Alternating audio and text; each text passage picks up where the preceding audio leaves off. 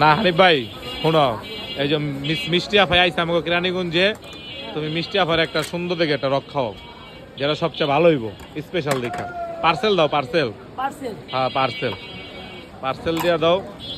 আর এই যে মিষ্টি আফা, আপনার জামগালাকে আইসেন, আপনার অনেক ধন্যবাদ। আর আপনার আইডিটা কিন্তু আমি নিচে মেনশন দিয়ে দিব টিকটকে, আপনার রাগ করেন না।